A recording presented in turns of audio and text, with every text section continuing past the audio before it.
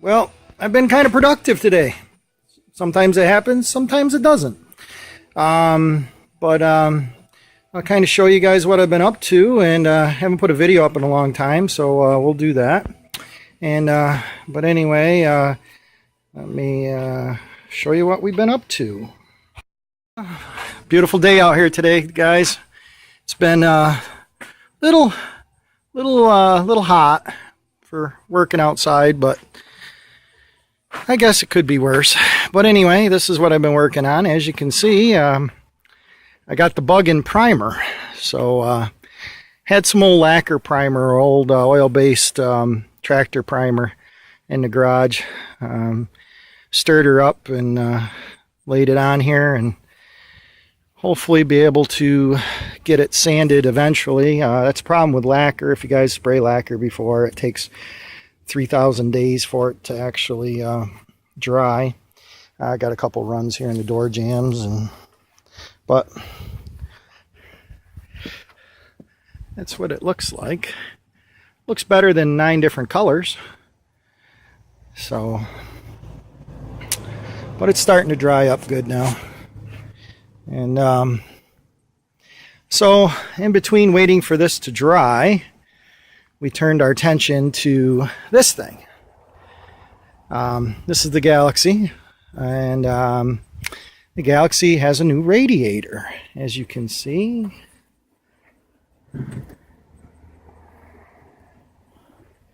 It seems to enjoy that radiator much better than the old radiator over here with the manual on it. Oh, let's see here. So that's the old radiator. It's copper and brass, you know, old school. The whole bottom of it down here leaks like a sieve. So anyway, we put this aluminum one in, $122. Good old eBay and free shipping. So basically $100, and you get a new radiator. And this one here was for a 64. This is a 63.5, so it's a little bit different. And I had to do a little modification to the bottom of it, and I don't have the piece that holds this up here yet. My buddy, I noticed, he's got a 62 Galaxie, and that has the little shroud piece that goes over here, keeps your arm out of the radiator too, or out of the fan blade, which is always good. But I messed around with this carburetor, and I just cannot get this thing to run right.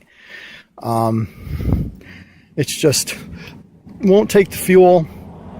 I thought maybe I had a vacuum leak. Well, I did have a vacuum leak. I got that plugged up. It just still wants to run with the choke on, and it's got to be plugged up somewhere. I mean, I put it in a parts cleaner solution, the old gunk stuff, and let it boil in that for a while. And then I brought it in and I boiled it in a big pot of water and Pine Sol. And then I totally rebuilt it. Even the secondary diaphragm kit I got, which usually doesn't come with the kit, but I got the secondary diaphragm too. And I just don't think it's gonna work. But I can try firing it up for you guys. Let's see what happens. You got to choke the snot out of it, but let's see if I can set that choke. There she goes. Maybe I can do it. Find my push button. Button. Where's the button? You ever feel like Willy Wonka? Sometimes I do.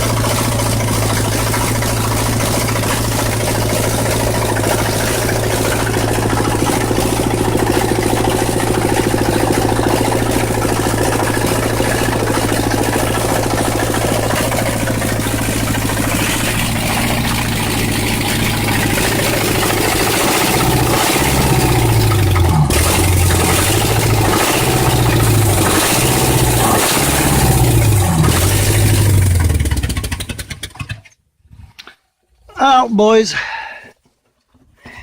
She's pumping water out down here like crazy.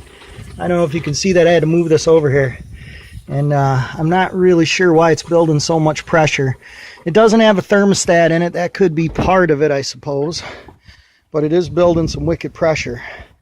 So, hope it's not the head gaskets.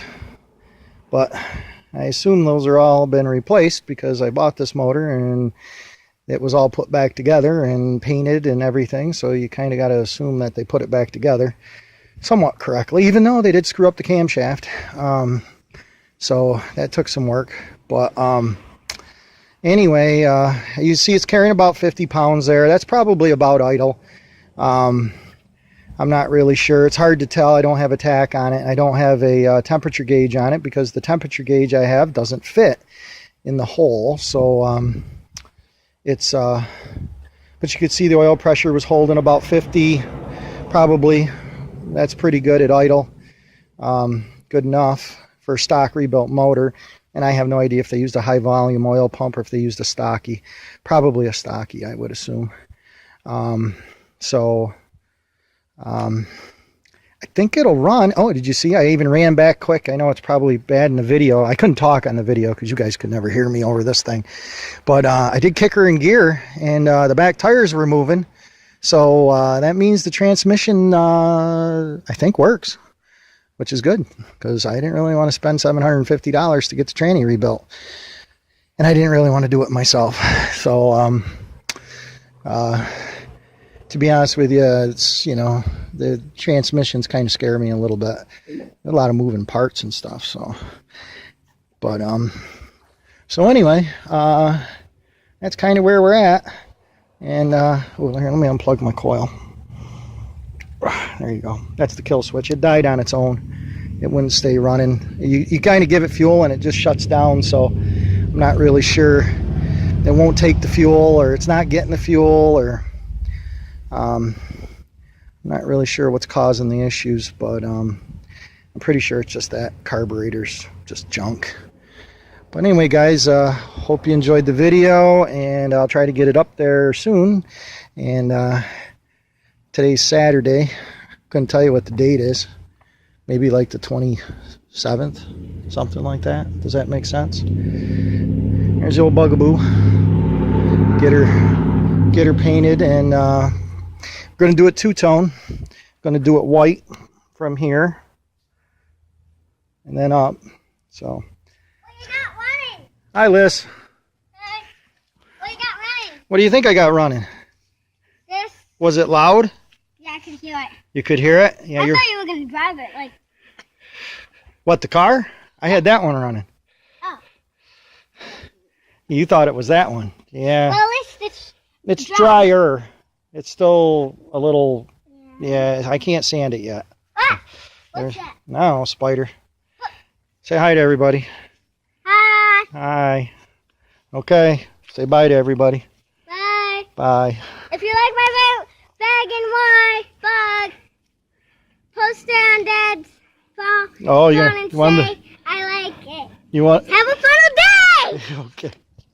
Very nice. Funnel means fun. I get funner means fun. You got that. Okay. Funnel. Oh. Like a funnel cake. Gotcha. Okay. Bye-bye. Bye.